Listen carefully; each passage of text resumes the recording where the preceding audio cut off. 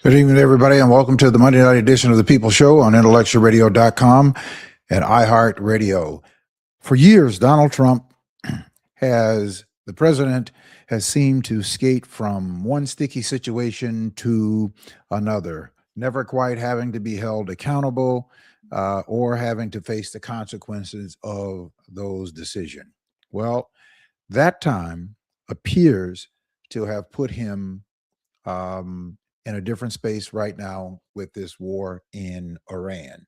We're going to be talking about that. And what I mainly want to be talking about tonight with you all is that we have to understand how this impacts all of us. This meaning how this impacts the Constitution, how it impacts our domestic relations, and how it impacts our international relations, and how it impacts our democracy. We cannot take this lightly because this is not happening in our back door, or because you may not be as aware of the importance of international affairs, because that seems so far off. That's way over there. That has nothing to do with us here in the United States of America. They're not dropping bombs on the United States of America. They may not be dropping bombs on the United States of America, may not be even capable of dropping bombs on the United States of America. But for years, our allies, which has been put together by NATO, which was developed in order to develop international relations so that we could have allies to support maintaining peace. And as a result of having NATO, we've had peace for more than 40 years. In other words, not having tyrannical governments or regimes that are able to just go out and wage war anywhere in the world without being faced with serious consequences. Well, this current president that we have, Donald Trump, who has in many regards decided that and he has stated this before,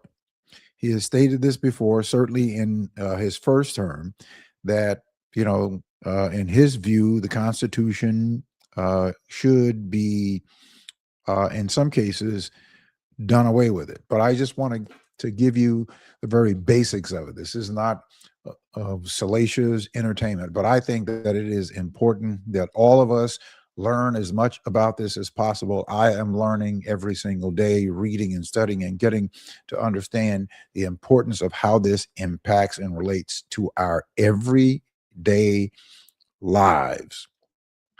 Because what we have in place is we currently have a bunch of people who are oligarchs. And these are people who are extreme financial business conglomerates making rules and deciding what and how our country should be governed. It is a very few small group of people that basically usurp our constitutional makeup of our government. And so, very simply, the most basic way that I can explain the presidential overreach is through the concept of what we recognize as the separation of powers. Very simply put, the Constitution divides our government into three distinct buckets. Congress makes the laws, the president enforces them, and the courts judge them, meaning to explain whether this president's actions are often viewed as antithetical to the Constitution. We can sort of break them down in the arguments that of the violation of our systems. And this is how I look at them. One, lawmaking without Congress. That is what the president's rule book is. The concept of the president does not have the power to write laws. That is solely the job of Congress. That Congress, they produce a resolution, bring that resolution before a committee. The committee um, investigates, they debate, they interview experts, witnesses, if need be, and then the committee votes on that particular resolution. And then that resolution goes to the Speaker of the House. The Speaker of the House puts it in a pile, and I'm using this, he puts it in a pile or puts it along a list of other laws that he, in this case, he or she, would bring before the floor for a vote. The House votes on those laws or that proposed law. If they pass it with 218 votes in the House, then it goes over to the Senate. And then the Senate has to pass it. Now, most times in the Senate, it requires a 60 vote majority in order for it to pass when we're talking about passing major legislation. You're talking about, and that is to passing law. It requires 60 votes. So in the House, we have 51 Senate seats, and the Democrats have 47. And so in order for there to be any major legislation passed, there has to be a 60 vote threshold, which means that the Republicans, even though they are the majority in the Senate, they have to be able to wield some Democrats in order for them to get to a 60 vote. Now, this Congress has been considered to be the least productive Congress in the history of the United States Congress, the least productive, where this Congress is not focusing on dealing with the matters that impact the laws or the lives of everyday people. What this Congress has reduced itself to being is completely to enable, when I say this Congress, because the Democrats don't have any power. They don't have the majority.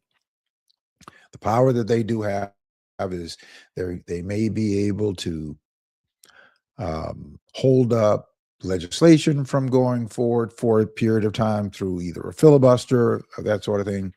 But they really don't have any power to hold this administration to accountability or even to hold Congress to accountability until they get power to do so.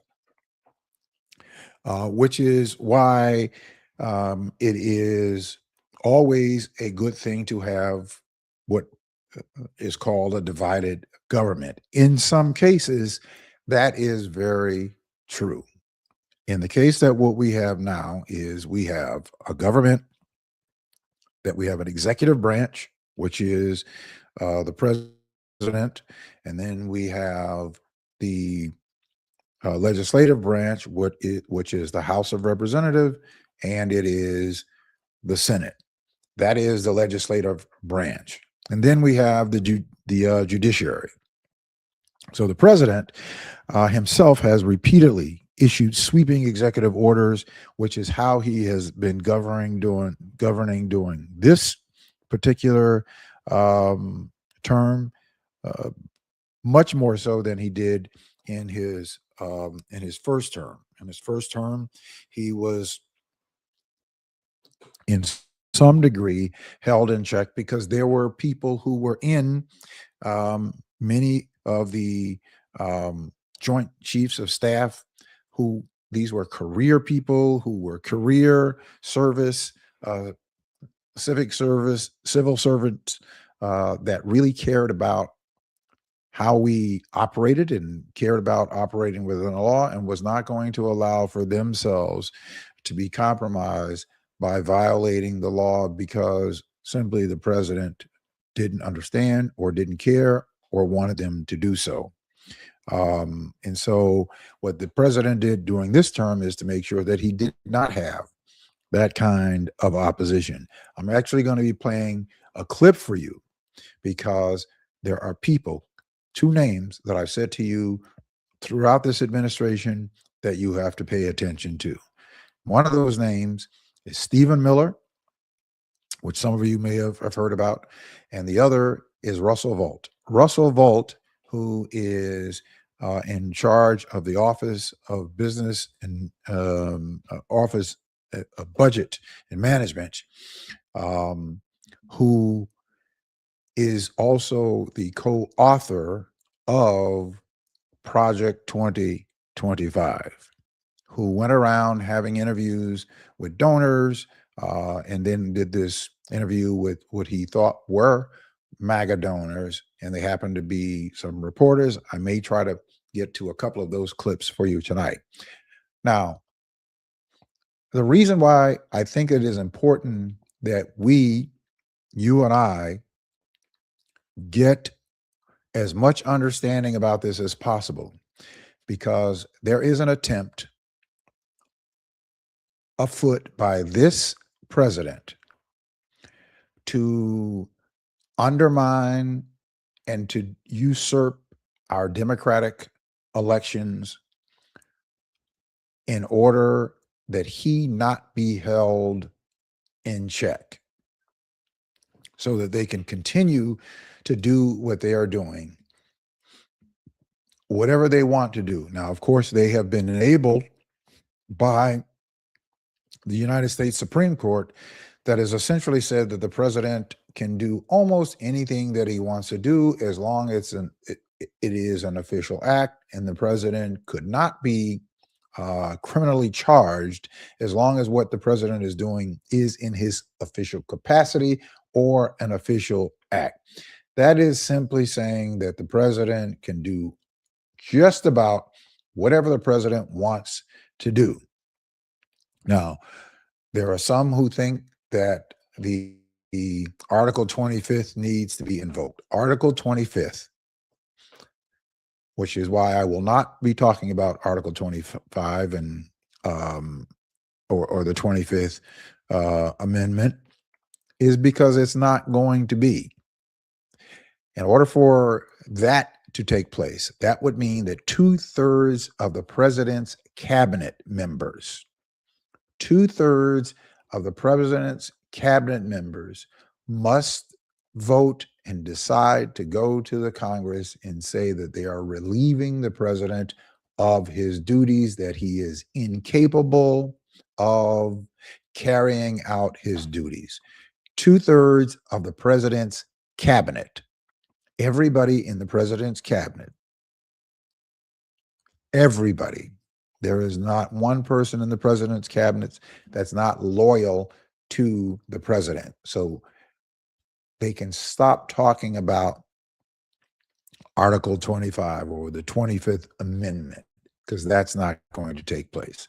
The other is that the president is impeached, which means that someone brings a resolution or articles of an impeachment at the House. The House votes by a simple majority to impeach the president, which means that they are charging the president with a crime or a violation of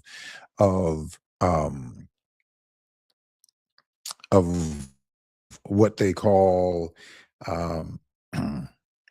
misdemeanors, right? That the president has committed.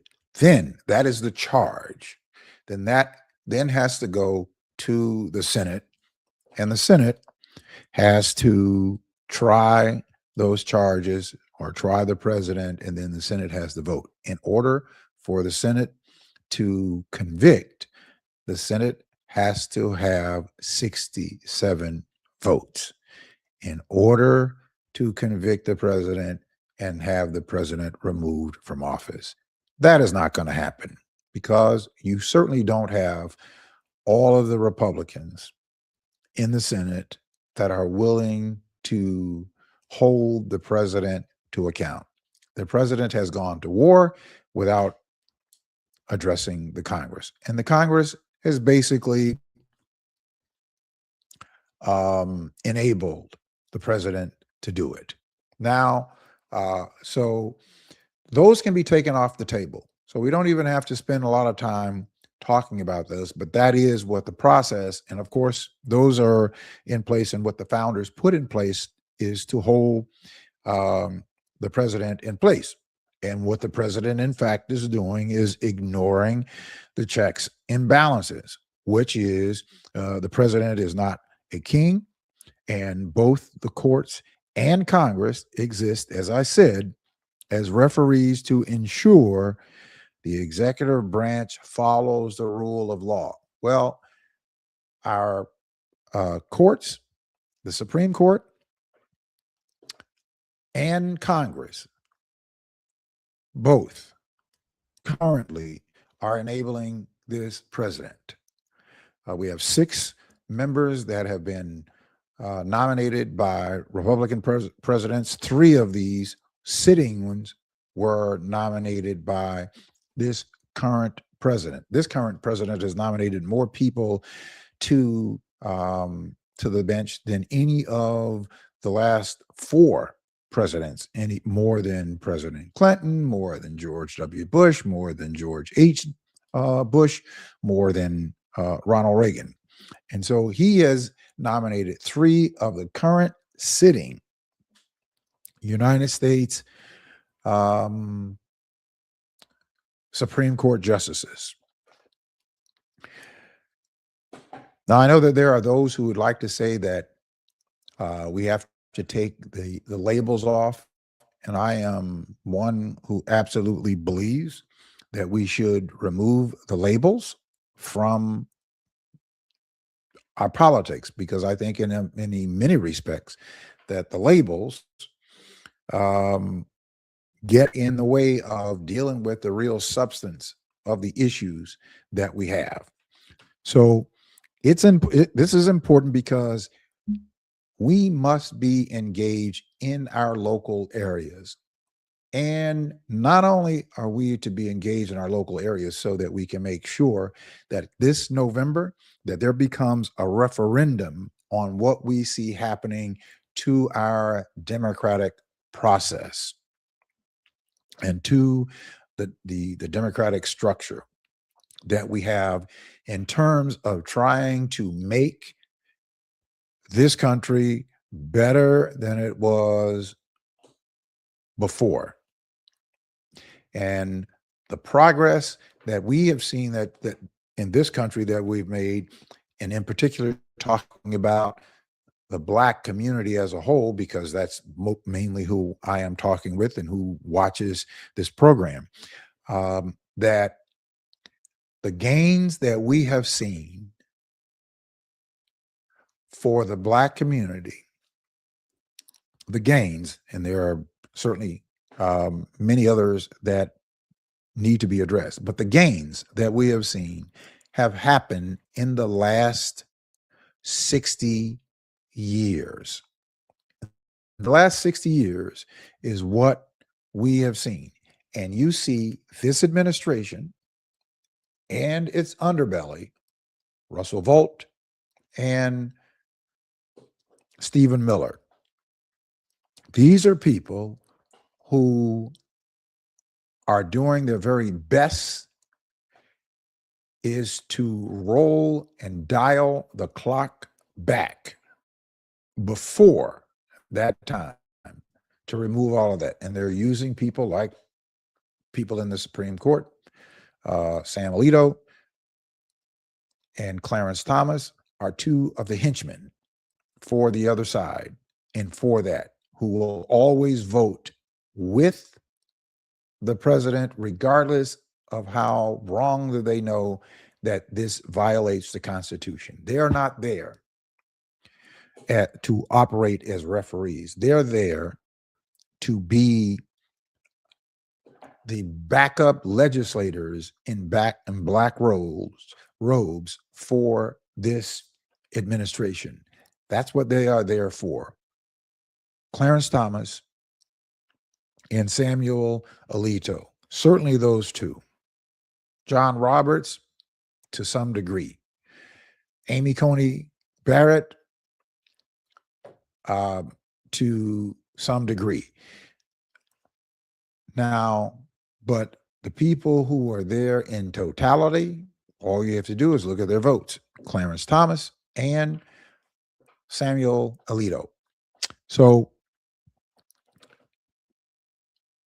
and we would love to think that our judiciary is impartial and that they look at the Constitution, that they look at the rule, at the law, and that they make sure that the laws that have already been passed by Congress are being properly administered. And that's what their responsibility is. The violations, the administration has repeatedly challenged the established civil liberties. For instance, despite the 14th Amendment, President pushed to unilaterally end birthright citizenship via executive order. Now, even though that this has been enshrined in the Constitution, absolutely enshrined in the Constitution, this president does not care. And this is what I mean by understanding the gravity of what this president is doing. He doesn't care that the Constitution has been in place and that the Constitution is basically the rule of law. So the rule of law in this man's mind is whatever it is that he wants to do.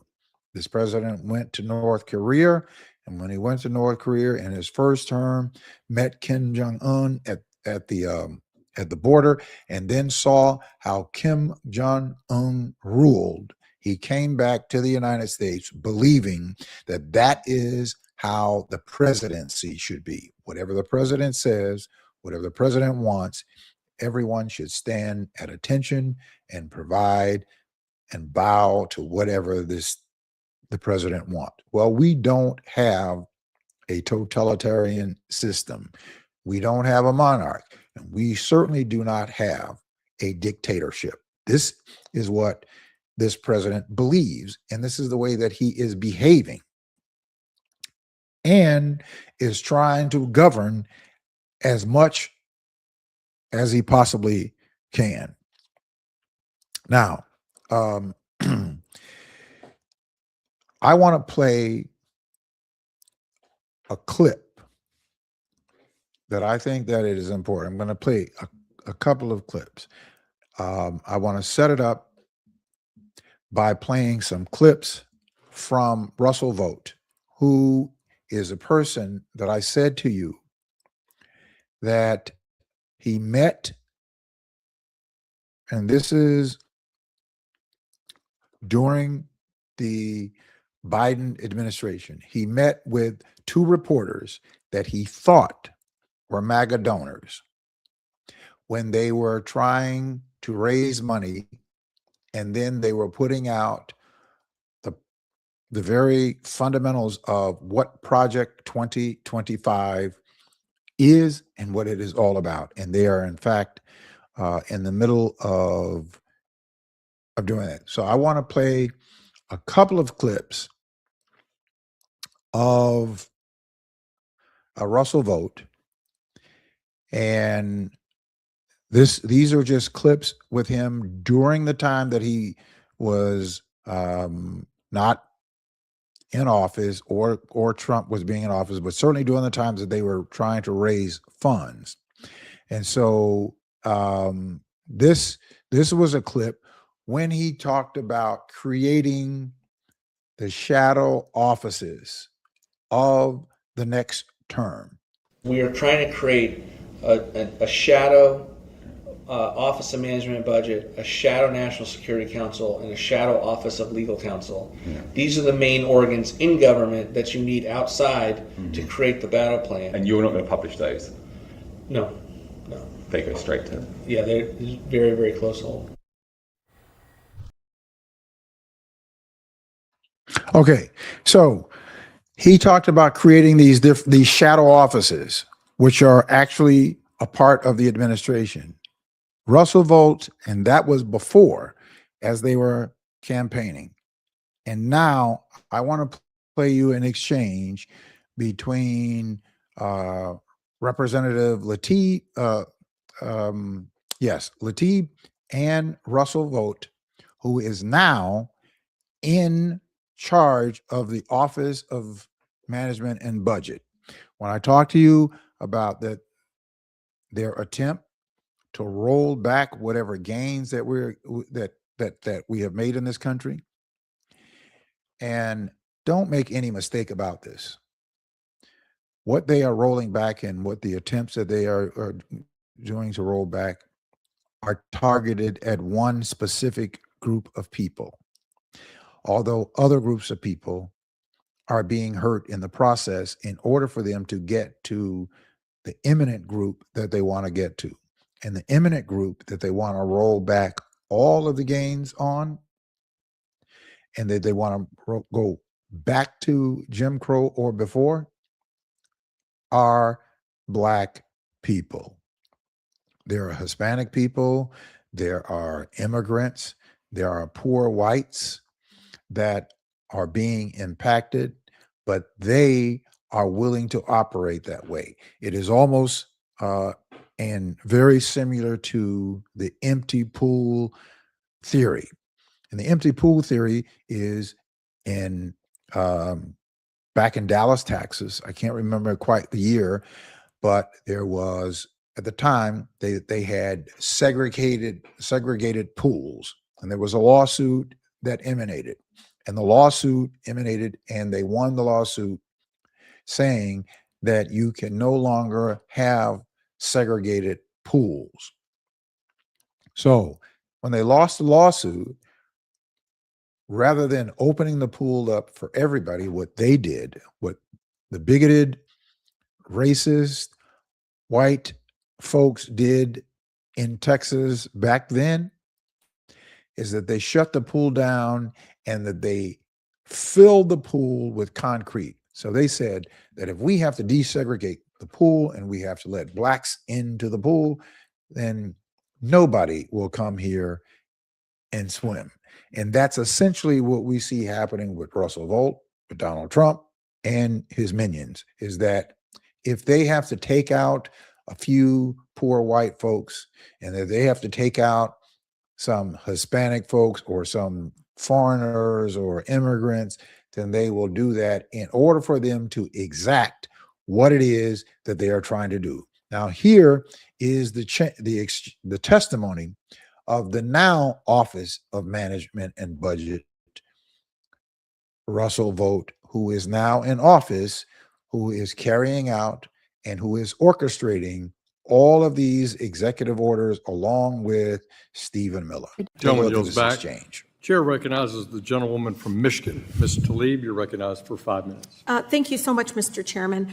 Director Vogt, is it true or false that your agency has dismissed and terminated more than 40 lawsuits and settlements against predatory companies? These were not predatory companies. Yeah. Are you friends with Capital One? With Capital One, no, I don't know. Walmart? Nope. Zelle? Nope. You reversed even settlements against Toyota, Navy Federal, Bank of America. Would you like to know why? Oh, sure. Because it looks like the past directors, you're getting so defensive. You're not friends with them. I wanted to make sure it wasn't personal. You're not friends with them, right? It's a direct question. Who do you work for, Director? President of the United States. No. You work for the people of the United States. You do not work for the president. You have legislation and laws that we pass as elected body members here. You do not work for the president. Wrong. You take an oath to the people of this country, and we pass laws that you are supposed to enforce. You do not work for the president. So that's probably why I think the founding fathers would have a different view, Congresswoman. Oh, I am so glad this is on record. You should be fired because you work for the people, not the president. None of us work for the president. The president won an election. I understand. I'm not. Put him in I office. actually don't contest that like you all do. Now, is it true these cases and others dropped lawsuits could have returned hundreds of millions of dollars to consumers? They could have also set terrible regulatory initiative and enforcement I'd like to enter into the record, Director Vogt, a memo, Chairman, from the Protect Borrowers, the Consumer Federation of America, and Americans for Financial Reform Education Fund, because I want the American people to see all the lawsuits you filed. Without objection, You didn't file. You actually decided not to pursue those lawsuits. And Mr. Chair, it's important for the American people to know this. Is it true or false? Before 2005, CFPB only dropped one enforcement action and never terminated a settlement. I actually don't know. What's the Yeah, answer? you don't know because you think that you work for the president. You actually don't see what the agency was created for. Why do you think the agency was created? Because of the president?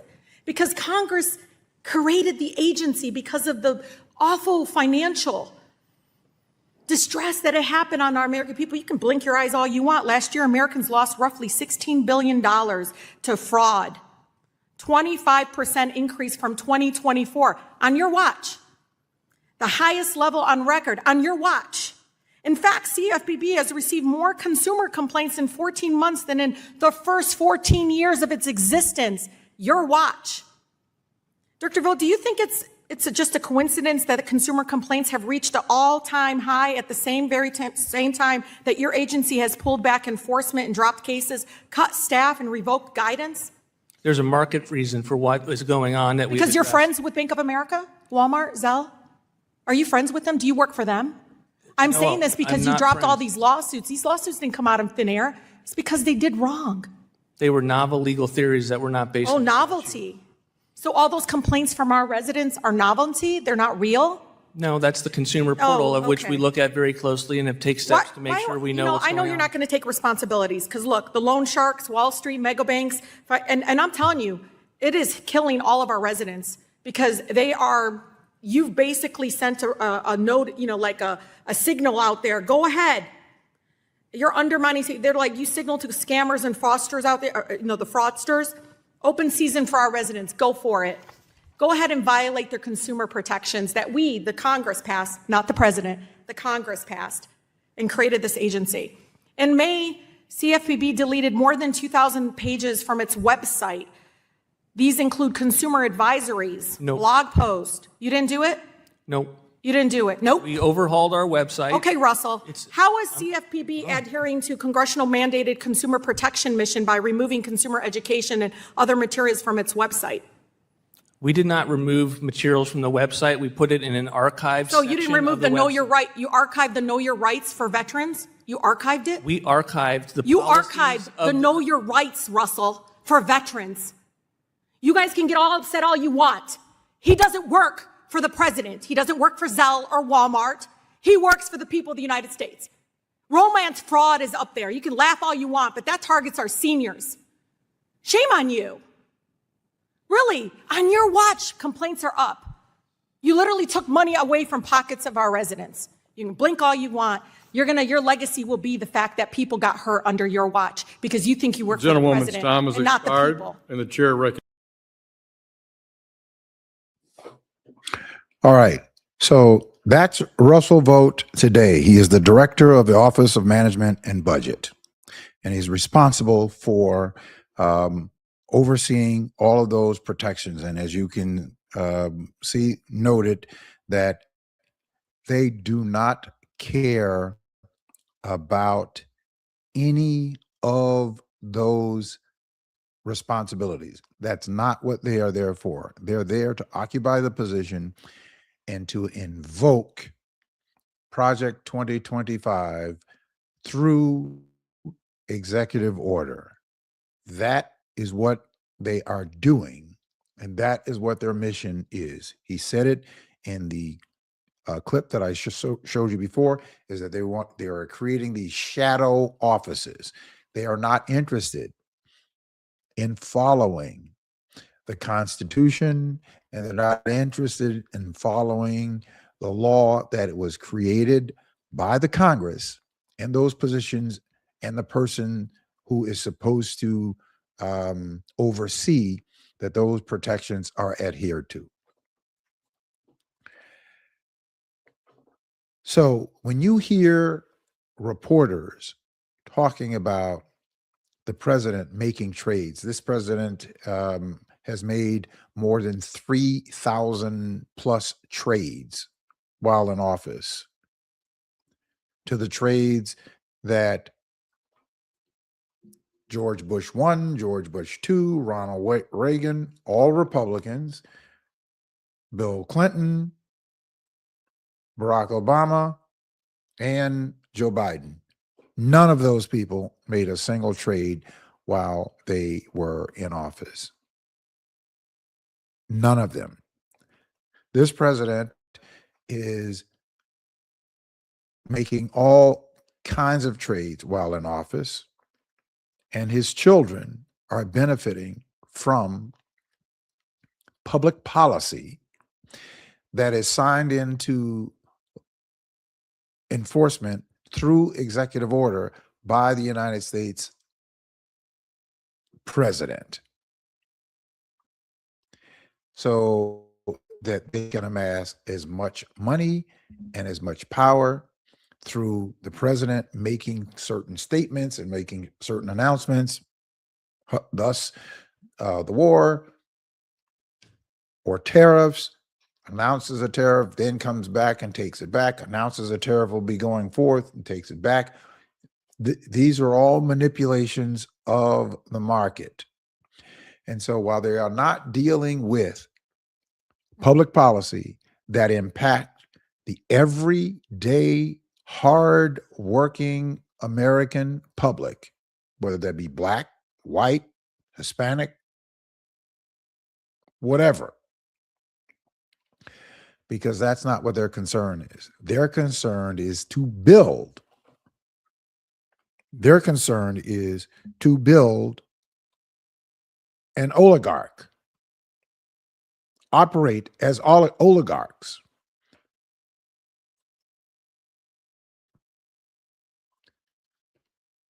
So that's what they're not interested in governing.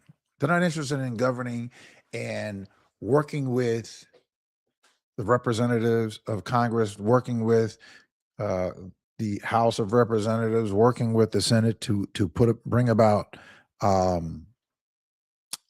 policy. They are operating exactly like they want to operate, and they have convinced some of you. Now, I don't think that any of you who were frustrated with the Democrats and the Democratic Party and somehow bought into, and I still will never be able to comprehend why. I can certainly comprehend your frustration with the lack of progress on many different fronts by the Democratic Party and the Republican Party. I can understand that, and I think that some level of that is healthy for engagement. What I do not understand, what I will never be able to comprehend, is how it is that any reasonable thinking person,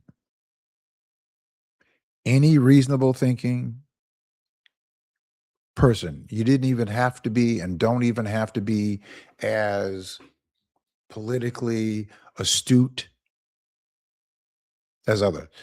It is very difficult for me to understand how, and I will never be able to understand it, how anybody, even in the first term, could convince themselves that the man who occupies the Oval Office at 1600 Pennsylvania Boulevard was somehow going to address the ills and the concerns that face our communities. Based on his history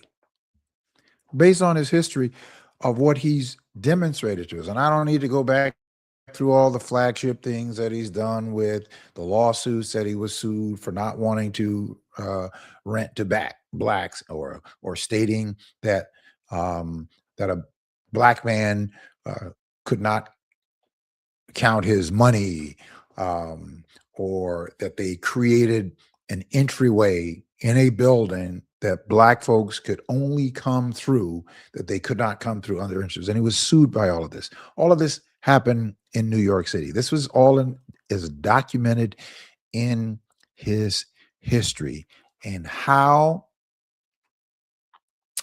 he was able to convince some of us that people would go into the poll and vote for this.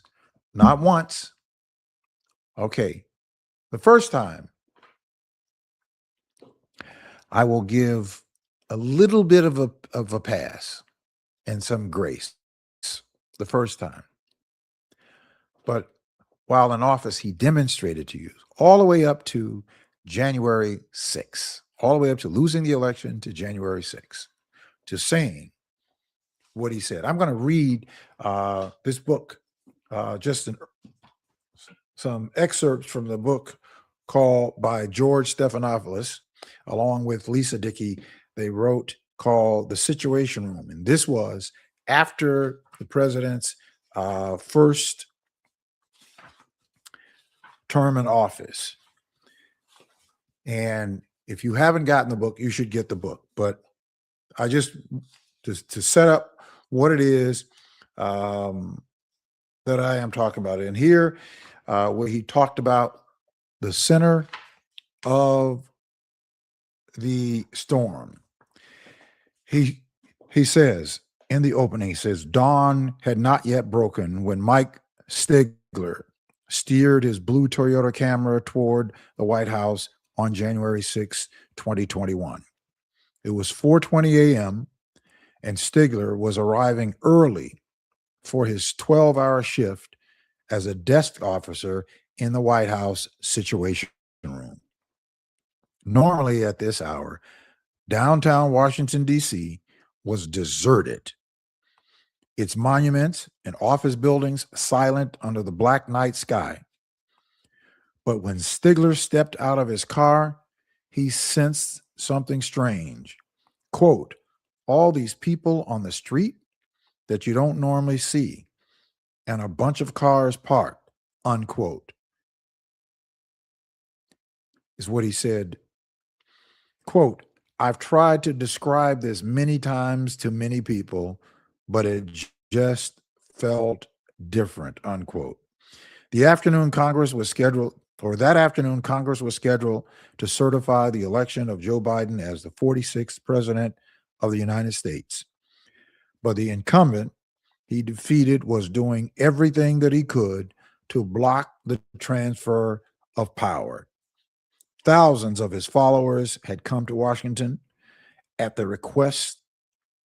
request to stop the certification. And no one knew for sure how the day would play out.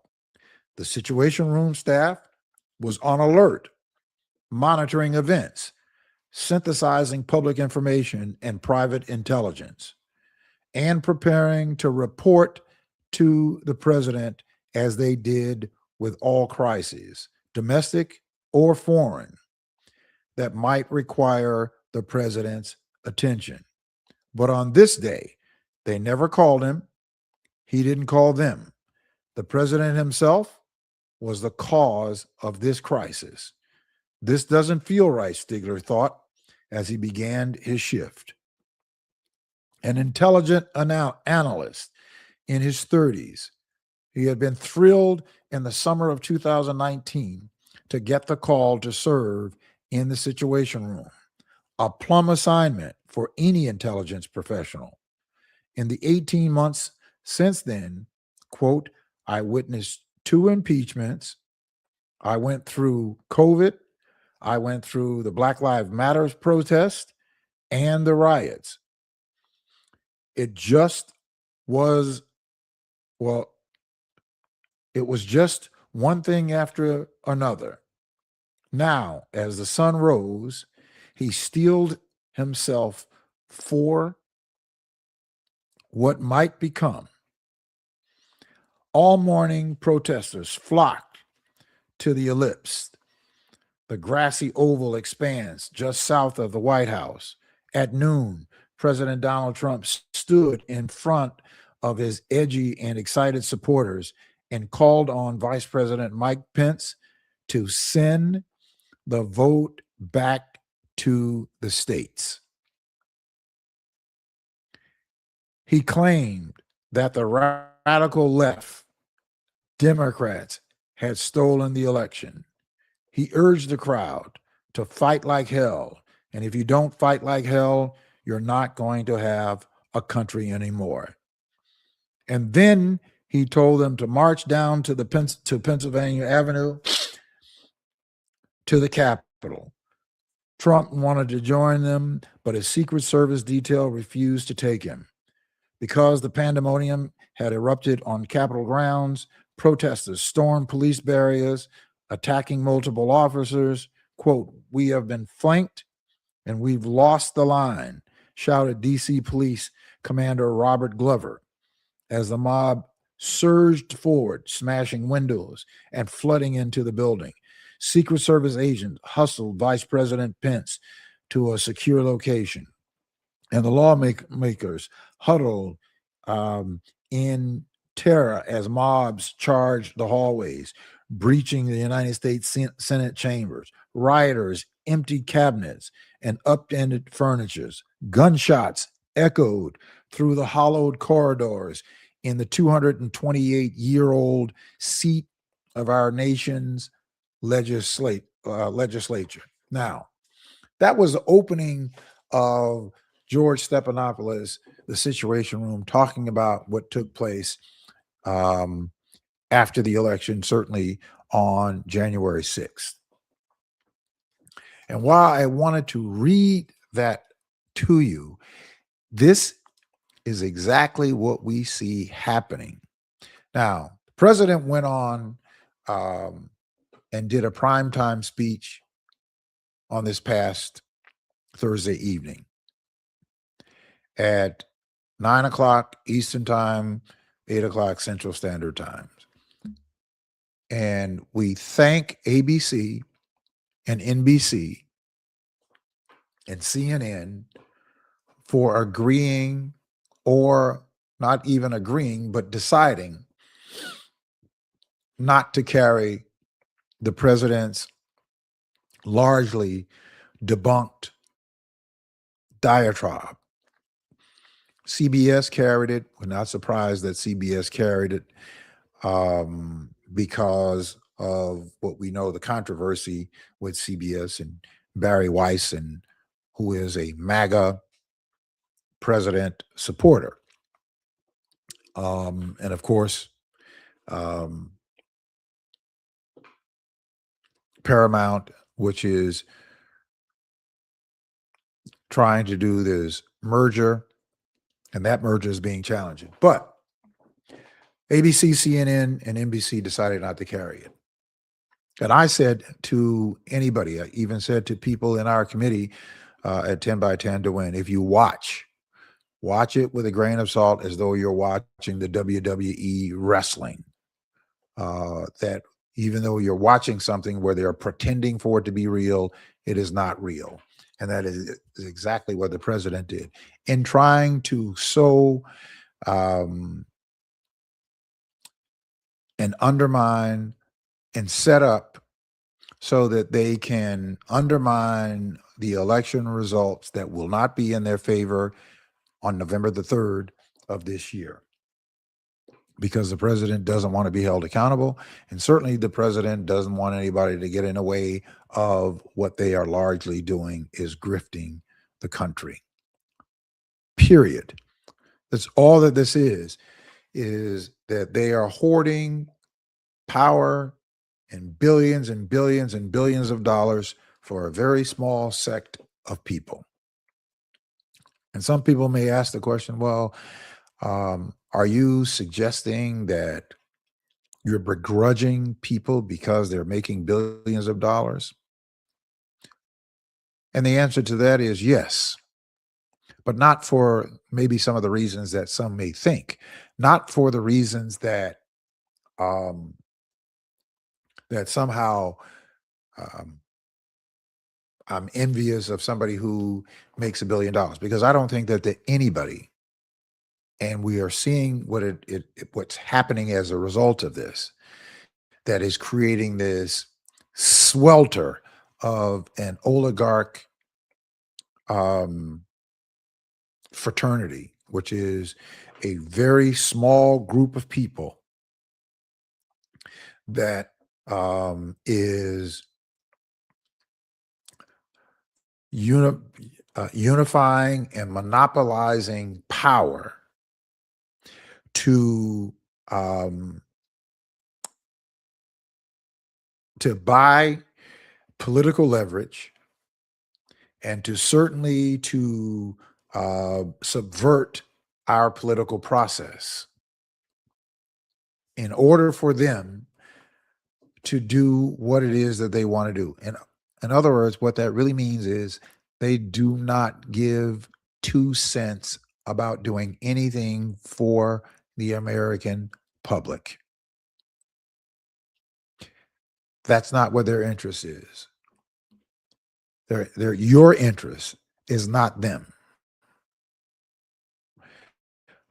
Your children's interest, they don't have. Poor people, they don't have those kinds of interests. So this is why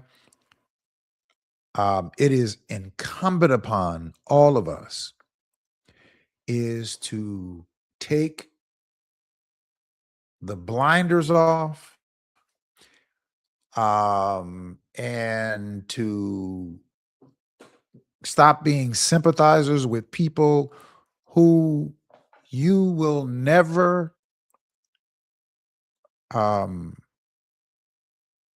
live like. You will never have their experiences.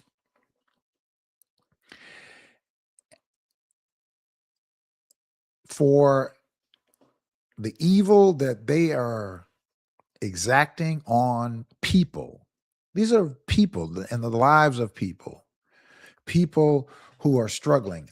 And I can only imagine people who are working jobs and they're just barely able to get by, or they're having to get by, with one check and hoping that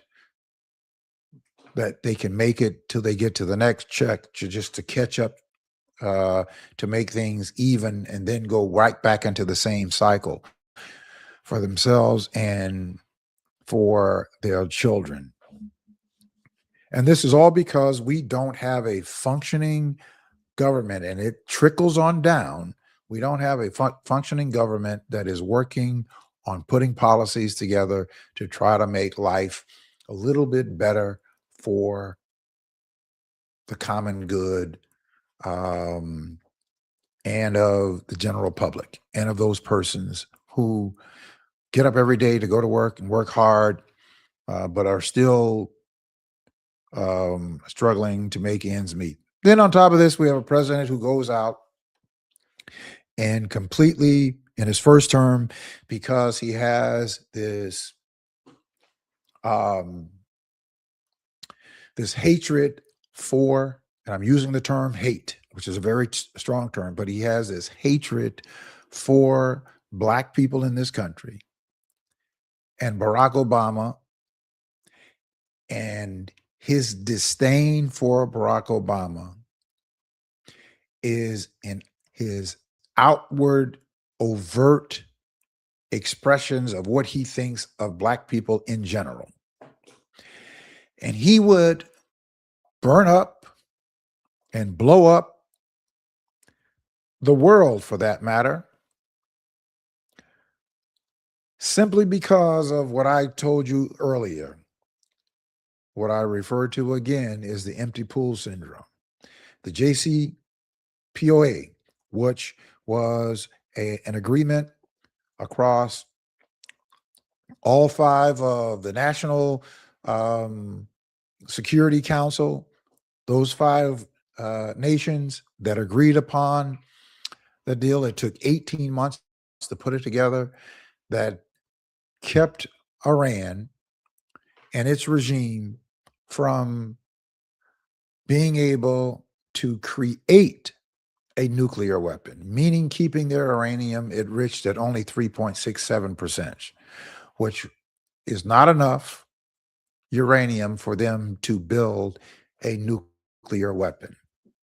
That is what the JCPOA did and was doing. And they had the monitors in place, and they were able to detect whether or not Iran was breaching or cheating on the agreement. They could send the inspectors in based on that agreement. This president decided, because it happened and led by Barack Obama, that it was a terrible agreement. Then Bibi Netanyahu convinces, who I believe that he thinks that Donald Trump is an idiot and easily manipulated. And of course, they manipulated him to saying that Iran was going to create a nuclear weapon and we've got to stop him. And the president launched a war without there being any investigation, without there being any testimony, without going to Congress, and without taking evidence to Congress that they must go to war, because if they didn't attack Iran, that Iran was going to develop a nuclear weapon, or they were putting in place the infrastructure for developing a nuclear weapon. There was zero evidence. This is all coming from the NATO allies all around the country, and the physicists that study this and the experts that study this are saying that there was zero evidence that Iran was on the verge of building a nuclear bomb.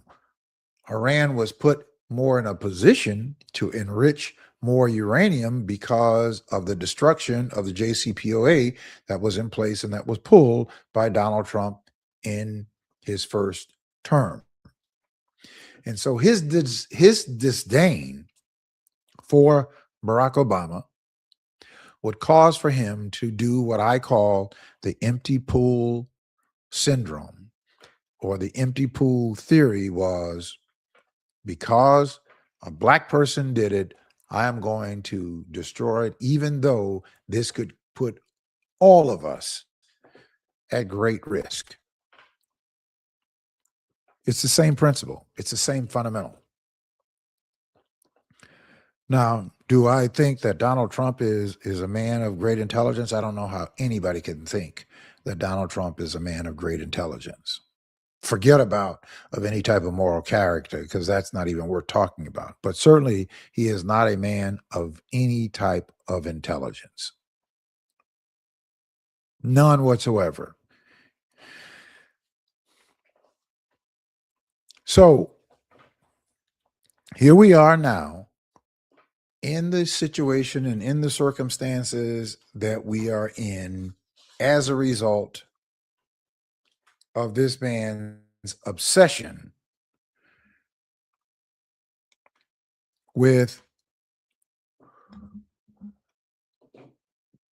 his idea of making America great again.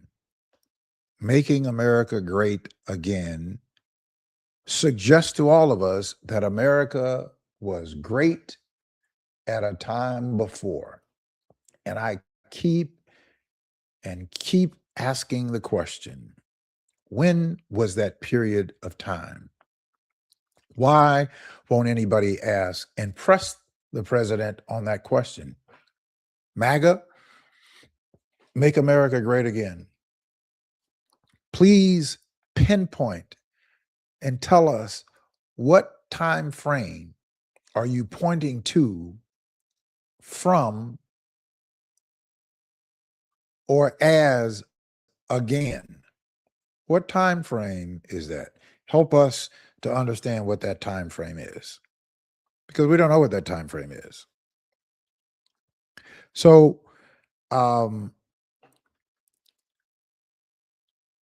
where you and I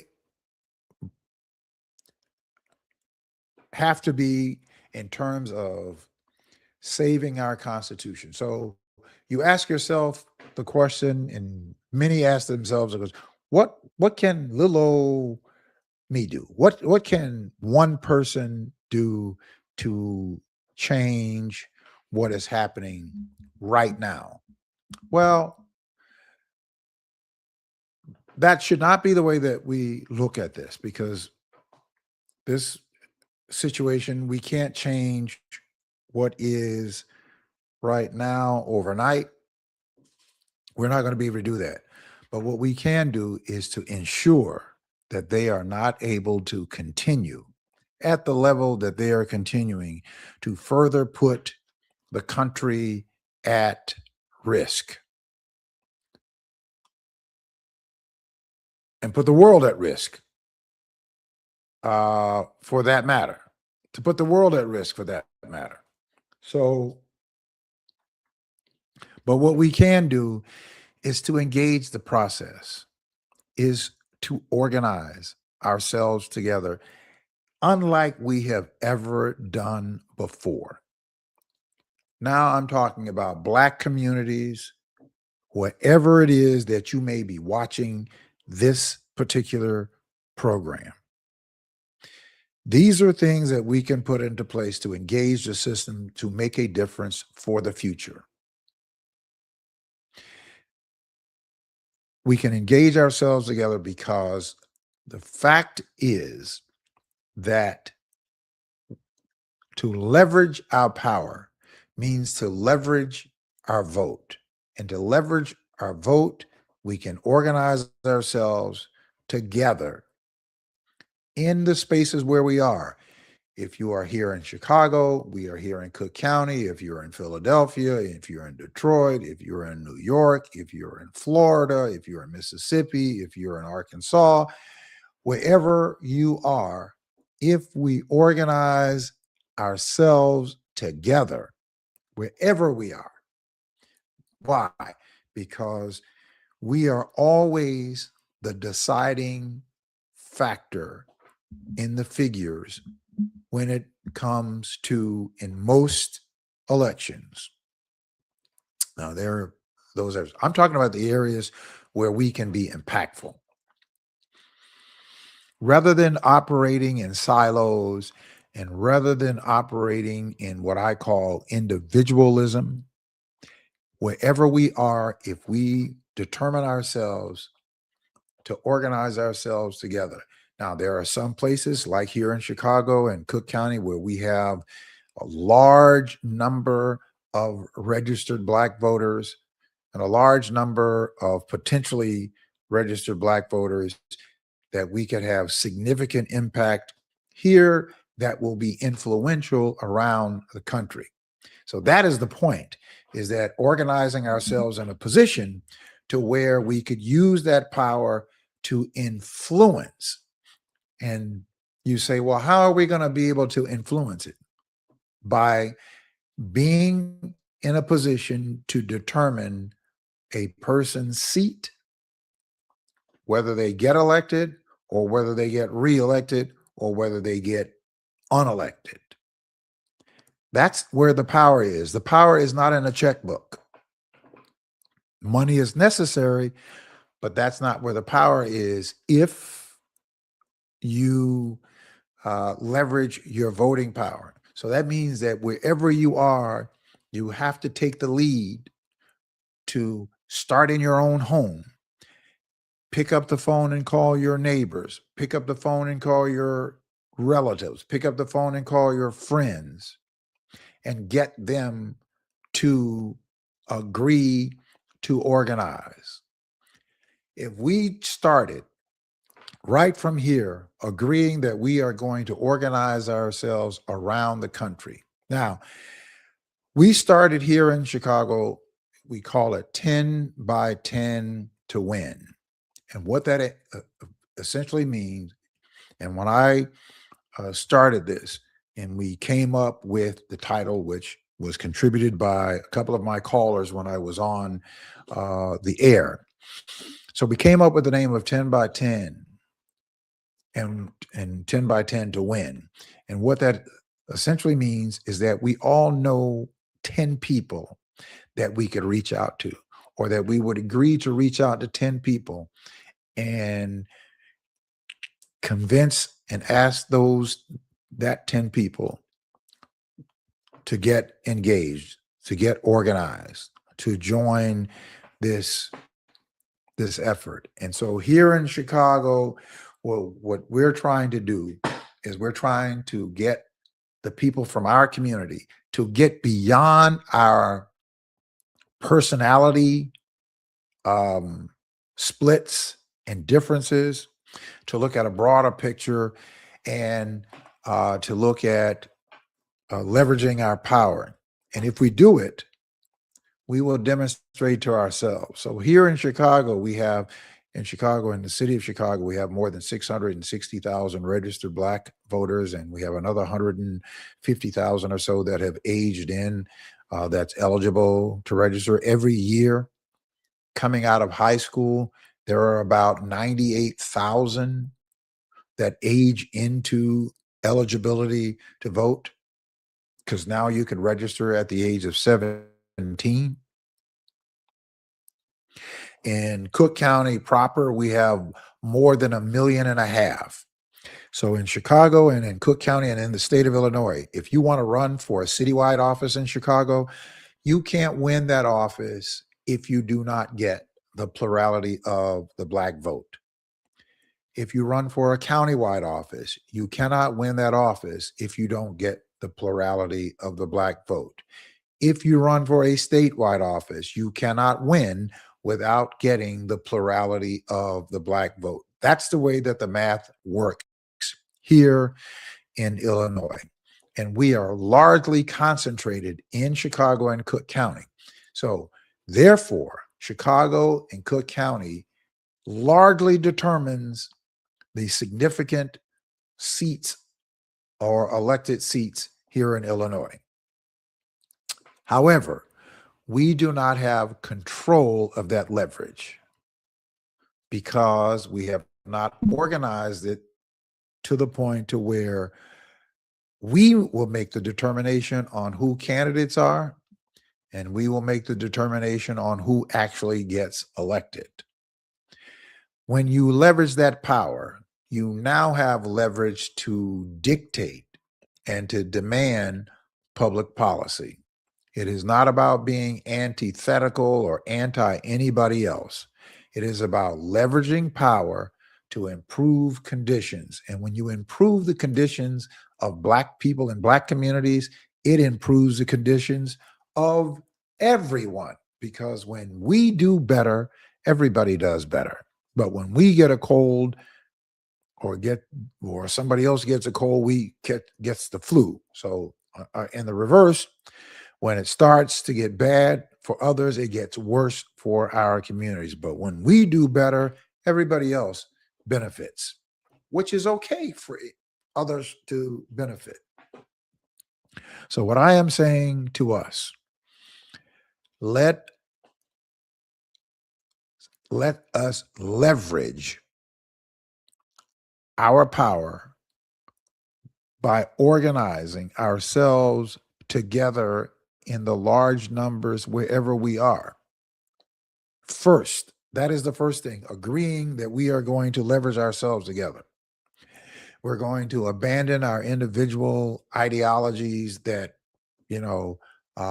and get wrapped up in personalities.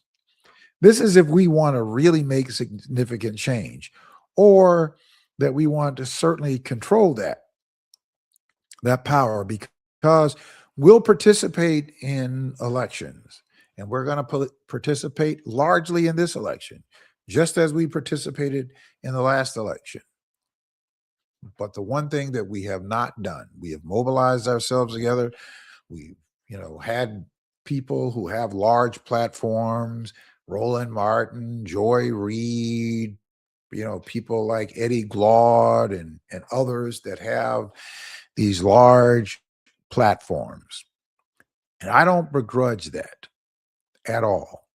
I think that we should use whatever access or whatever outreach that we have to the benefit of our people at large. Because we don't have the leverage, and we certainly don't have the luxury of individualism. We must learn to use the same philosophy that I learned from a Jewish rabbi many years ago, back in the year, I believe it was in 2000, where he said that Jewish people don't have the luxury of individualism. Because of our numbers, we must organize ourselves together to make sure that Horowitz and Leibowitz make it in order for the Jewish community to survive. That is the attitude that we have to take. We have to take the attitude that each one of us has to make it in order for our community to thrive. And our community can thrive because whenever we have mobilized ourselves together, we've won. But the only thing that we've never done is institutionalize organizing ourselves together. If we're going to save our democracy, meaning saving the country from the tyranny and the tyrannical people that is there now, it is going to take us moving in mass to the polls. And we have to forecast and we have to determine what the leverage is that they are going to use to try to subvert the electoral process, because they are doing that. Just like they put together Project 2025 over whatever period of time that they put it together, they are putting together a plan to subvert the electoral process in this midterm election. Regardless of how angry they may be, and people ask the question, what are they so angry for? It really doesn't matter. What matters is, what are you going to do? That's what matters. What am I going to do? That's the only thing that matters. Doesn't matter what their motives are. We know what their motives are, and their motives don't include anything good for us. What they are literally is not important. But what is important is that we decide that we are going to organize ourselves together wherever we are in order that we can be a part of the process of stopping what is happening. And we have done it before. We've saved the country.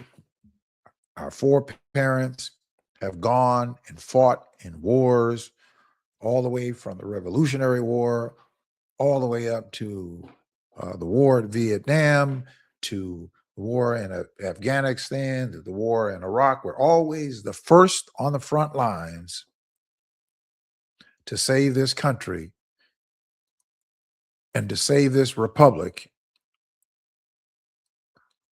for itself, of a republic that does not respect and show the kind of love that our foreparents have shown for protecting this country.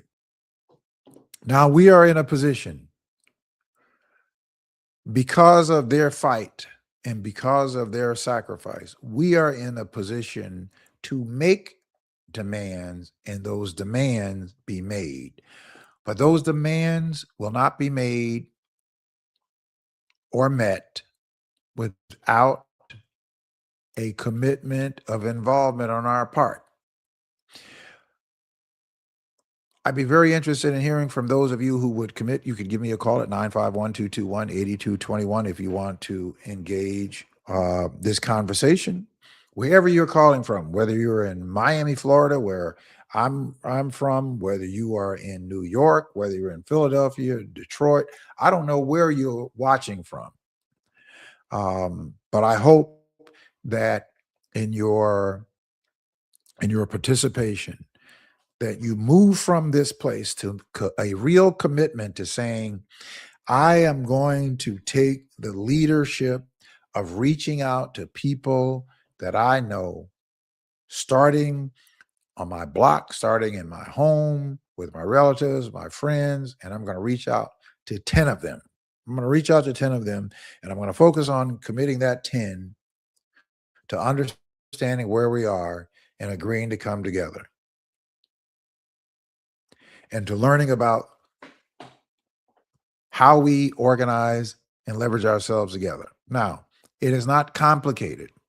It isn't complicated of how you do it. You don't have to be a rocket scientist. You don't have to be somebody with a large title or platform. You just have to be somebody who cares, who actually gives 2 cents.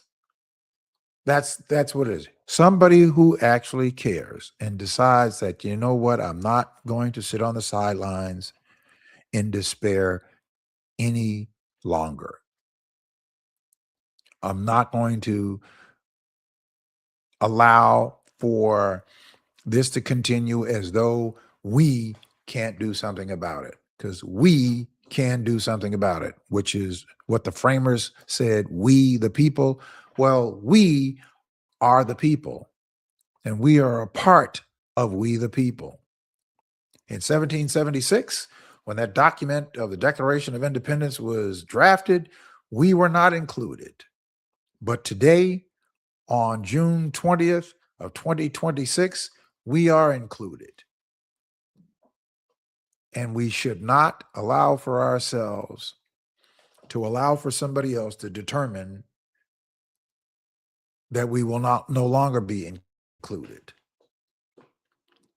It is time for us to leverage our strength and our power in a way that we have never leveraged it before, and that is by being institutionally organized. Institutionally.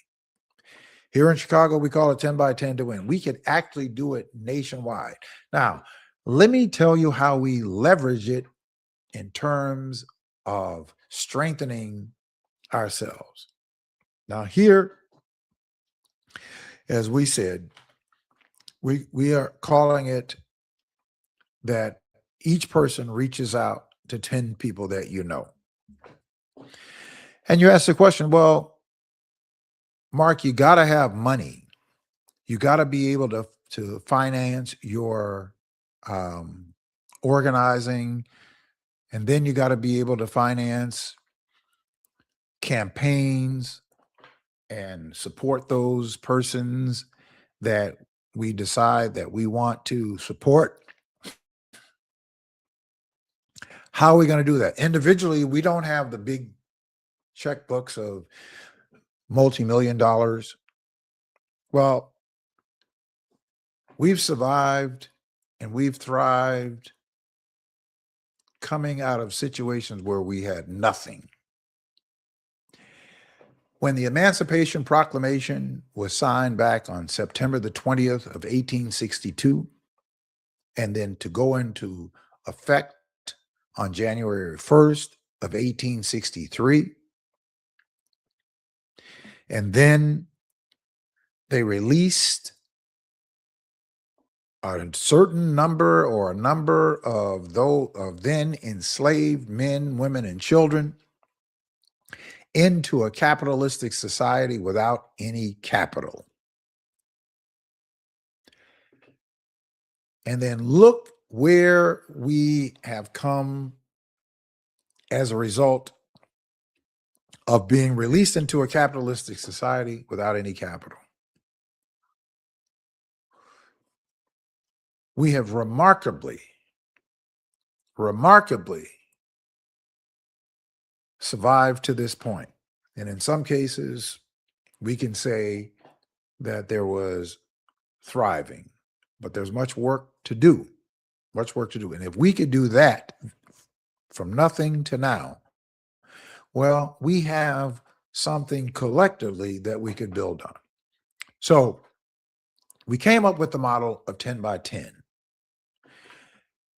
10 people that starts out and go and reach 10 other people. That's 100 people. That 100 people will commit to supporting by giving $10 a month. So 10 people multiplied times 10 is 100. 100 people, that gives $10 a month, that becomes 1,000. And the 1,000 people, or I'm sorry, the 100 people then goes out and gets 10 other people. Now the 100 has morphed into 1,000. That's a second time. So the second 1,000 people are given $10 a month. So we're now all given $10 a month of 1,000 people. So if 1,000 people are given that $10 a month, so we now raise $10,000 a month.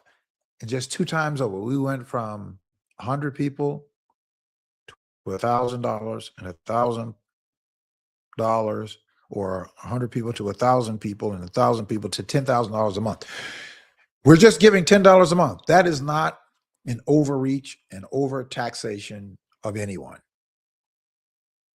That's 2 times over. A third time where the 1,000 people go out and recruit 10 other people. So now that 1,000 people got 10 people, and we're at what? 3 times at 10,000 people.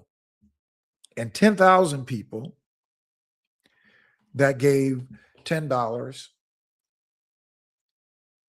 we're now at $100,000. That's $100,000 a month that we're putting into the treasury.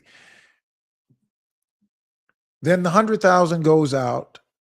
I'm sorry. The 10,000 goes out and gets 10. We're now at 100,000 out of 100,000 people. 100,000 people times 10 is what? You got it. That's $1 million a month. You see the math? That's the math. That's $1 million a month, $12 million a year. And if we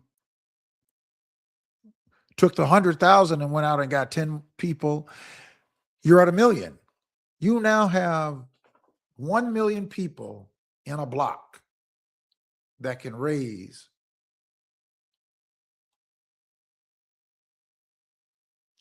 at $10 a month. You're now at $10 million. Here's the point. Here's the point. I don't know how long it will take to ever get to that point. But the point is that you see the picture of how our 4 parents, our great grands and great great great grands, were able to come out of slavery into a capitalistic society without any capital and became interdependent.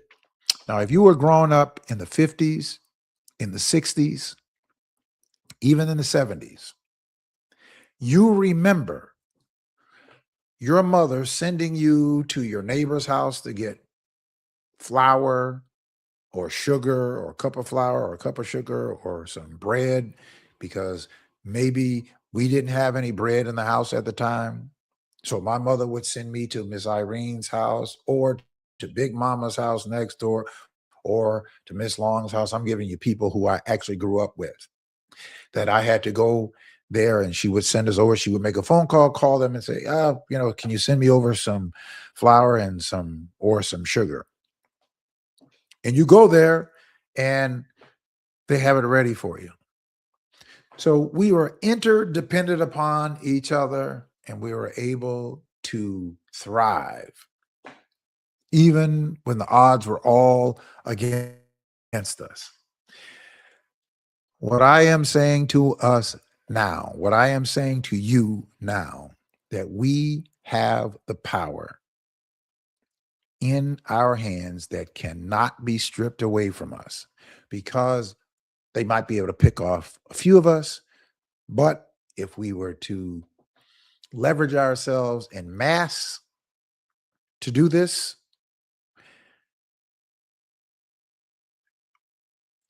we could then make America as great as it should be.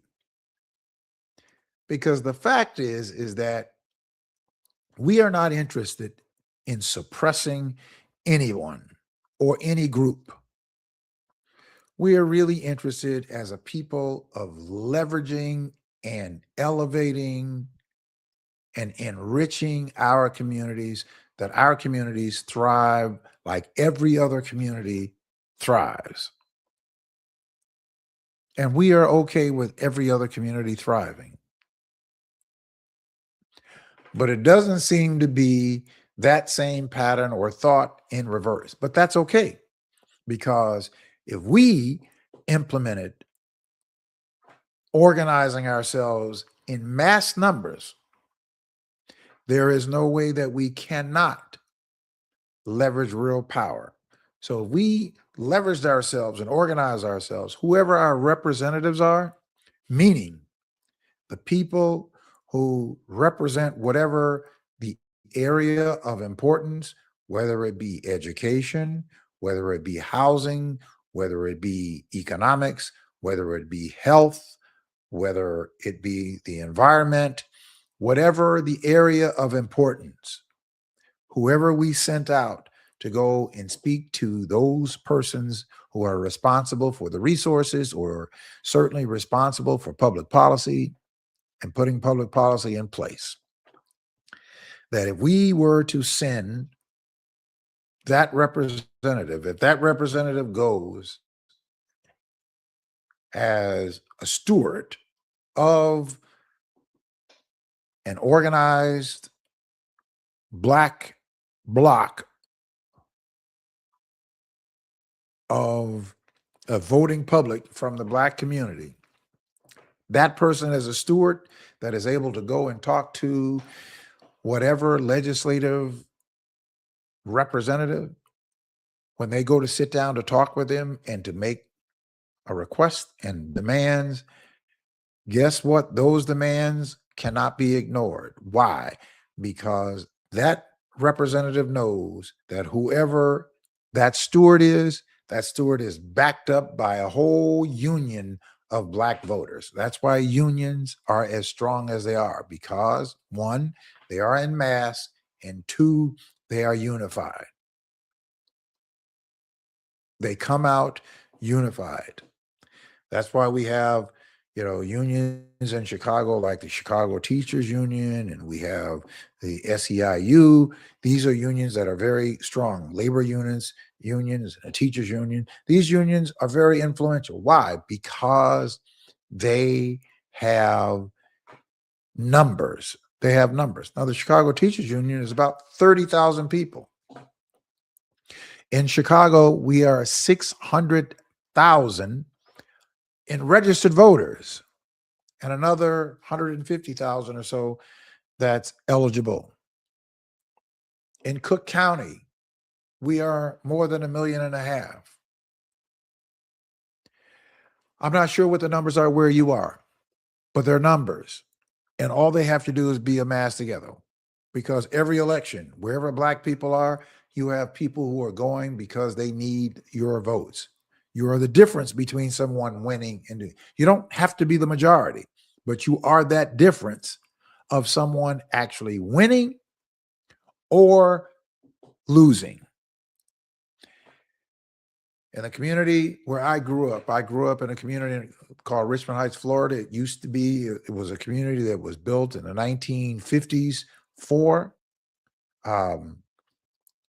military Black veterans post World War II. Now, we didn't know that was the history why we lived in that community. Many of us didn't learn that until we were, adults and had moved on. But what we do remember, and certainly what I remember, is that there were people in our communities like Mr. Ammons and Mr. Graham and Mr. Felder and Tom Brown and other people in our communities that were stakeholders that did not take any guff from people who are in political office, from the commissioner all the way to a governor and to a mayor.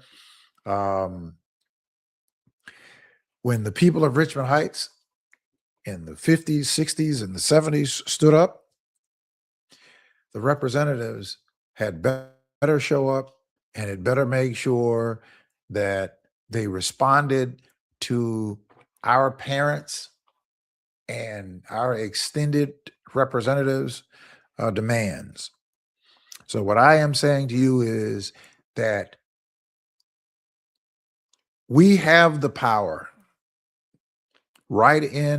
available in our hands to do something with it and to make sure that we can leverage that for the future of our communities, for our children, for others that we may never get the opportunity to meet. But we have to adopt, and we must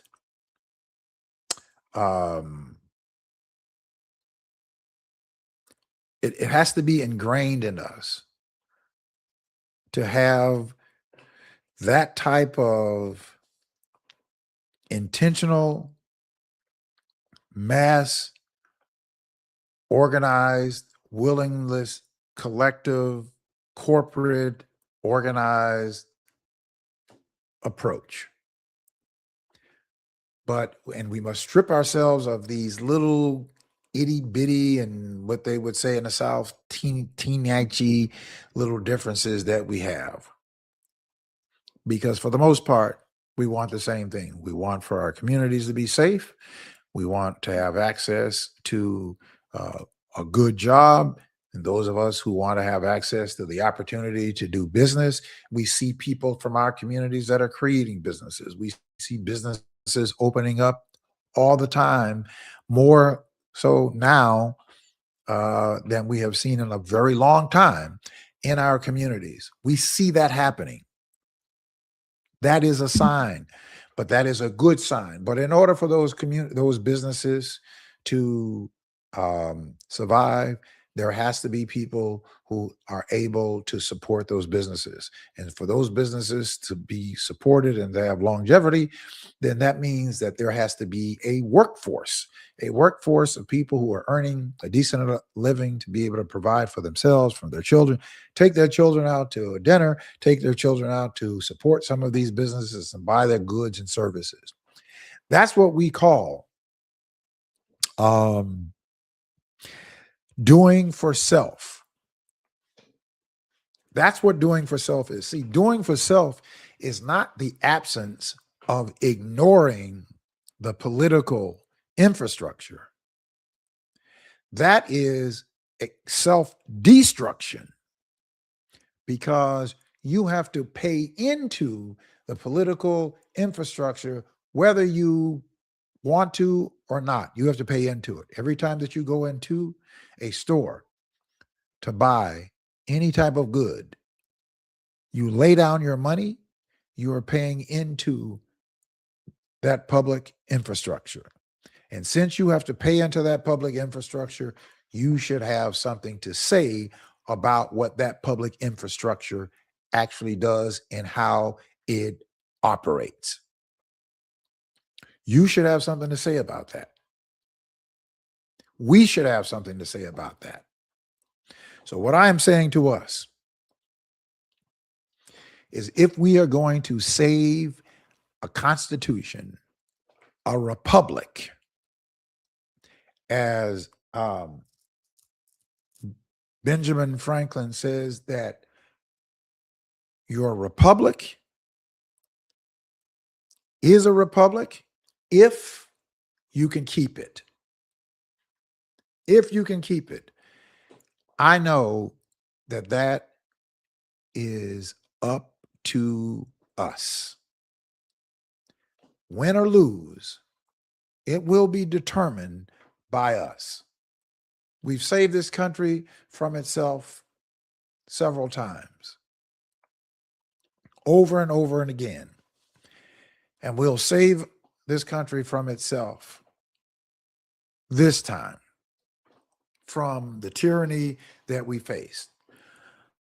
But in saving this country from the tyranny that we are facing today, what I am suggesting to you, what I am asking of you, is to ask yourself, what is it that you do want between now and dead, between now and the end of your life? What is it that you want? Not going with your hands out for somebody to give you a hand up, but for the annals to be open to what you actually deserve, you paid into. This idea of being intimidated by your government is like Casper the Friendly Ghost. It is something that you see in a mirage that's not real, because it essentially should be the other way around. Why? Because nobody who is serving in a position, in an elected position, from a school board member to a commissioner to an alderperson to a board commissioner, a mayor, or a board president, or a governor, none of those people got there because they just decided that that's my position. They had to campaign, and they had to ask for your vote, and they had to get the majority of votes in order to be there, which means that it is not their position to intimidate us. It is our position to hold them accountable. So when you see people in public office and you see something that you don't agree with, or a public policy that you believe to be unjust, and you want to address it and challenge it, it shouldn't even be the last thing, it shouldn't even be on your mind to think that somehow a public representative who works for you, that you should be in fear of. Can you imagine owning your own business and you hire people, you've taken the risk, done whatever, and you create this business, and people come in and they buy your goods and services, and you are hiring somebody to do a job, and you're paying them to do a job. Are you going to be intimidated by the person that you are paying to do a job, or should the person be subject to you who writes and signs the check? I have a philosophy for my business. And when I am writing the check, I am the only person who can give headaches. I don't take headaches from people who I am paying. That's just a fundamental philosophy that I learned from a business associate a long time ago. When I said to him, this person is giving me a headache, and he said to me, no, we give headaches. We don't get, when you're writing the check, you give headaches. And I have never let that go. So when I am writing the check, whoever I am hiring, I am the only person who gives headaches. I don't take headaches from people that is subject to me. So the mayor, your elected representatives are subject to you. They should not be giving you headaches. You should be giving them headaches.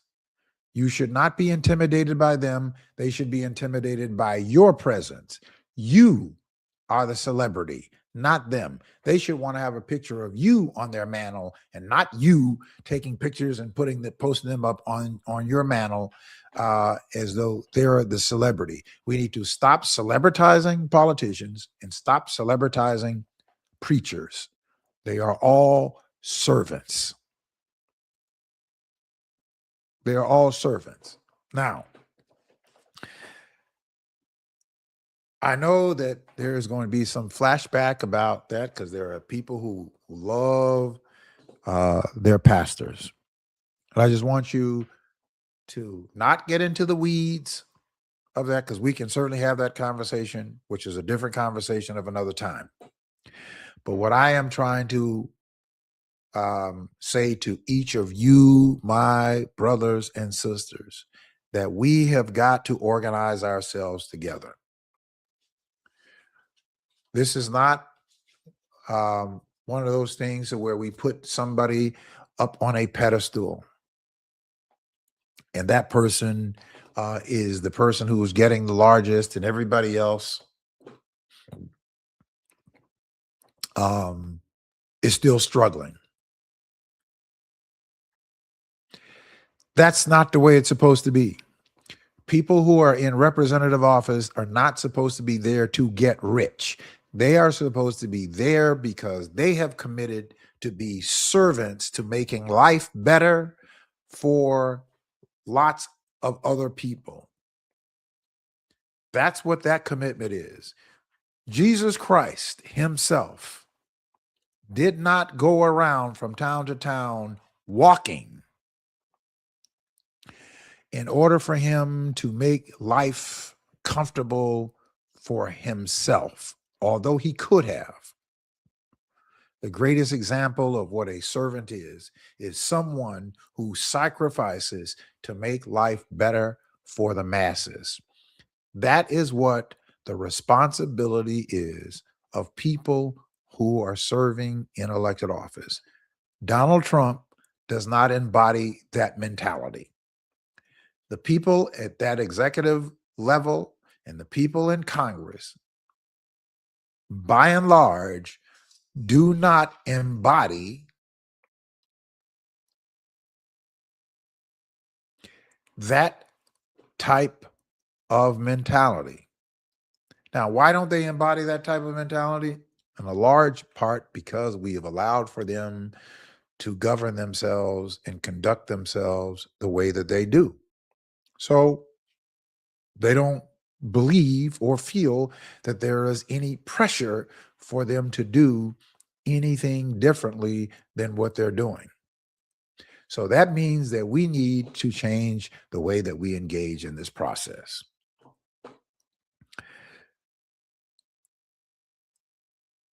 Is that we stop allowing for ourselves to gravitate to personalities rather than to observing productivity.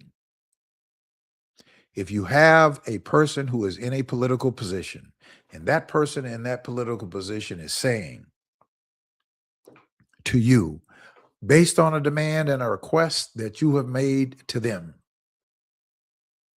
you've gone to your representatives and you say to your representatives, look, we need to create more opportunity for access to jobs for people who are not going to college. We need to make sure that those people who want to work and who want to get a skill set, that we are bringing in industries that we can partner with and to provide tax incentives on the basis that they will bring the industries and they will train and hire people from our workforce. Just as an example, you go to a representative, and if that representative does not hear you and does not respond to us and say, okay, that's what your demands are. That's what the constituents' demands are. I will begin to do all that I can to put forth this measure and to bring this into fruition. Now, that representative making that commitment now the person who represents the rest of us comes back to us and say that they've agreed to do. That means now the entirety of us, the masses of us, has to now support that representative. That representative now has leverage because he can then or she can then go before that council or that assembly of that body and put forth a measure that is what the constituent is asking for, and that legislative body supports or doesn't support. If they don't support it, we've got the numbers to target those persons who will not support it, as well as the executive branch, whether it be a mayor or whether it be a governor. That's how you leverage your power, not in personalities, but in principle is how you leverage political power. Political power is leveraged by making sure that you have the ability to help a person in a political position or to hurt a person in a political position. You can help them by helping them to stay there, or you can hurt them by making sure that they don't stay there. I'm not talking about bringing any type of physical harm. I'm talking about exemplifying what real political influence actually looks like. And it does not look like some representative giving you a festival or passing out some turkeys at Thanksgiving, or giving you some placebo that they are feeding some hungry people. That's what their job is to make sure that people are taken care of who cannot take care of themselves. That's what their job is.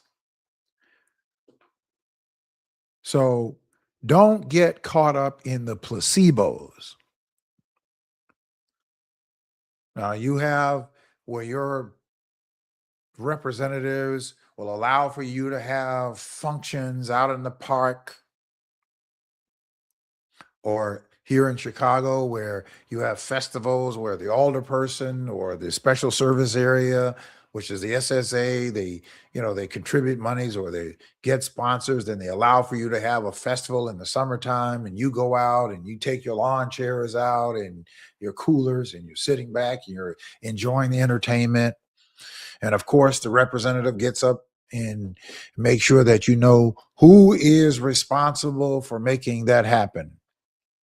And then you go back home to the same struggles that you have. And come election day, that you go and you cast a vote for somebody because they gave you a festival.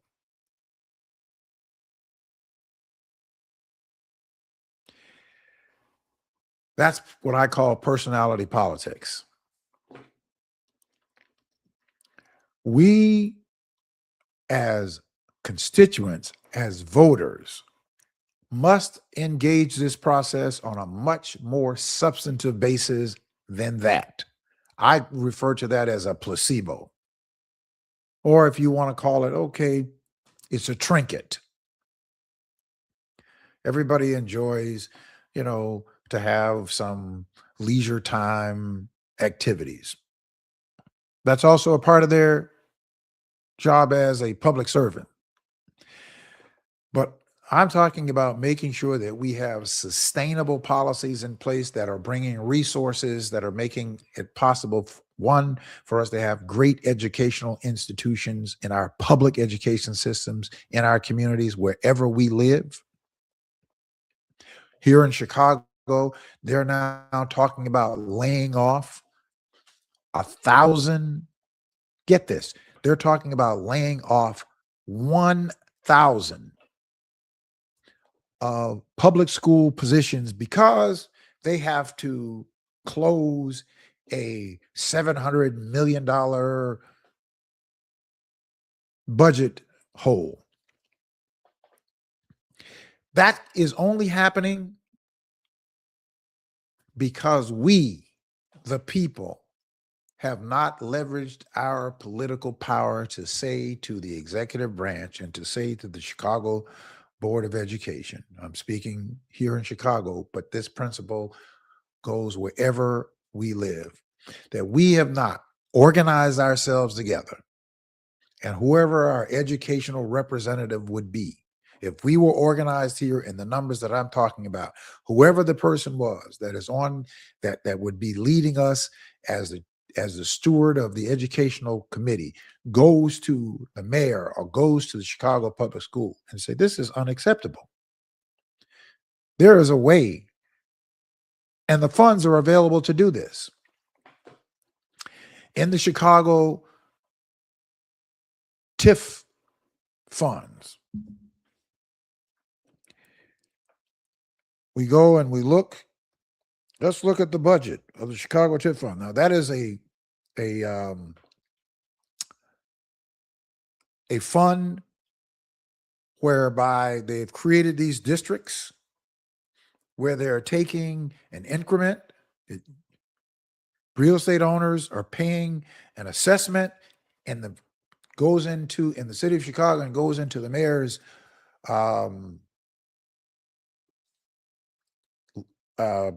little slush fund that the mayor, for his pet projects, in this case his pet projects because he's a male.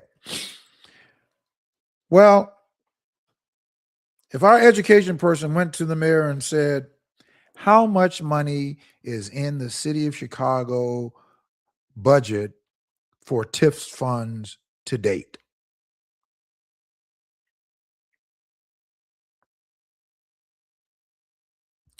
And you go back and you look at it, okay.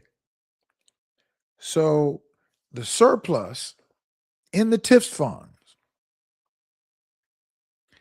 is about $3 billion currently in the surplus in Chicago's TIF funds, $3 billion, which the mayor can use any way that the mayor decides to use.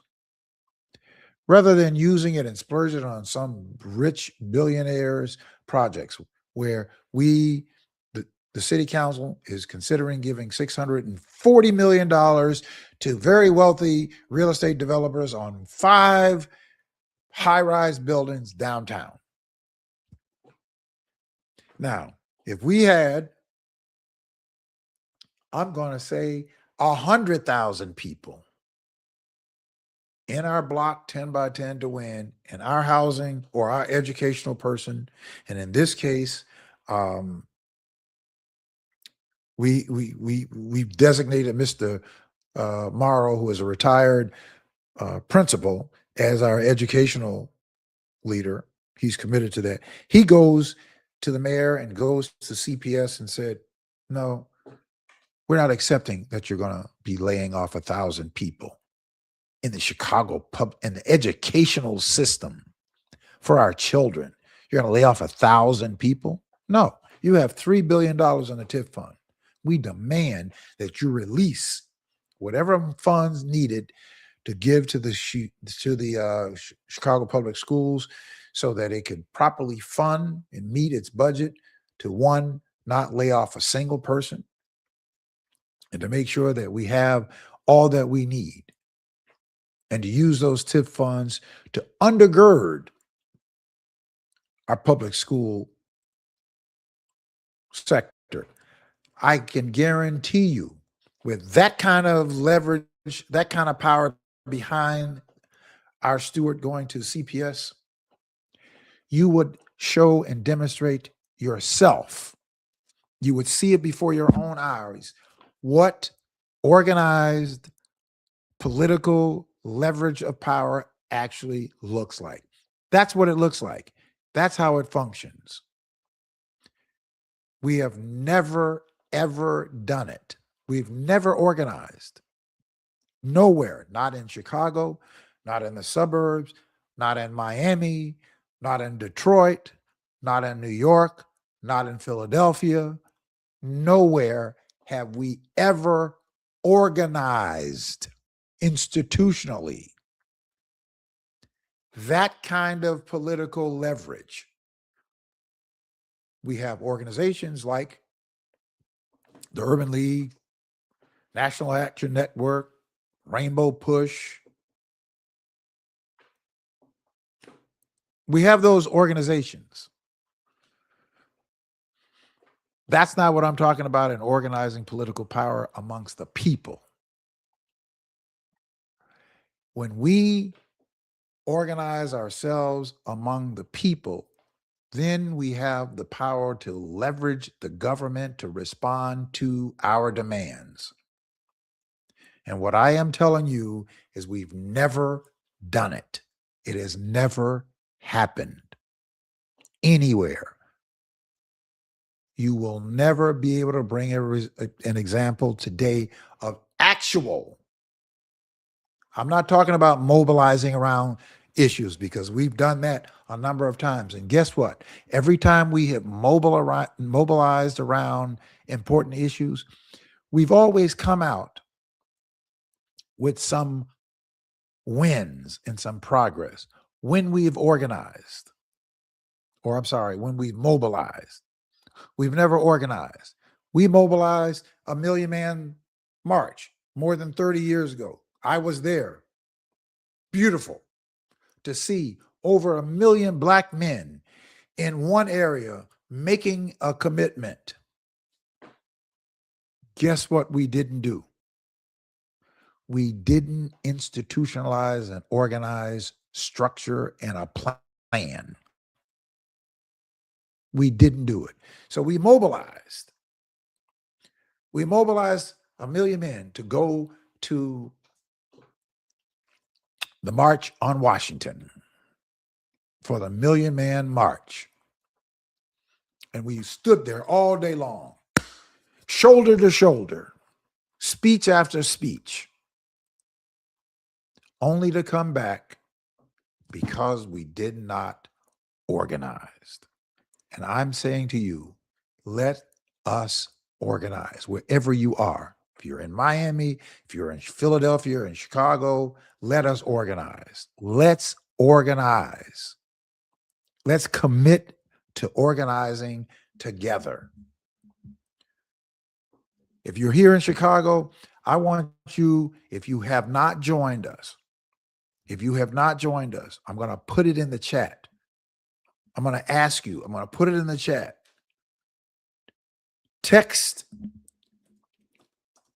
to the number.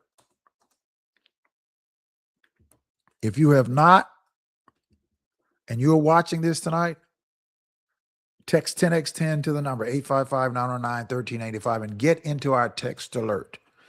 Become a part of starting to organize here. Let's organize here, and then we can encourage people to organize in other places, and we can leverage political power and strength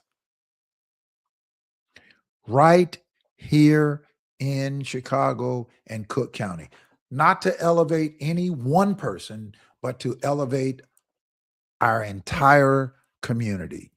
If we want to attack any indice of area of concern, from education to crime to housing, economics, whatever it is, to change the complexity of our existence, even with the people who are currently in office right now, before we have an election, if we were to organize a number of 100,000 Black people organized into one block of a union, it will have national implications, let alone local implications. Why? Because it's never been done before. And you will have the mayor, the governor, your Cook County Board president, all of your elected representatives paying attention in a much different way than they have. All right, that's going to do it for this week's edition of the People Show. I want to thank all of you for staying with me tonight. Please, we've got to organize. And I look forward to seeing you right back here. Don't forget, coming up, the 31st annual Black Women's Expo, July 31st through the 2nd. Some great talent. I cannot announce what that talent is, but hopefully next week I will be able to tell you what that talent is, and it's going to be a great expo. I'm going to be broadcasting live from today's woman's expert. We'll see you next week on intellectualradio.com and iHeartRadio.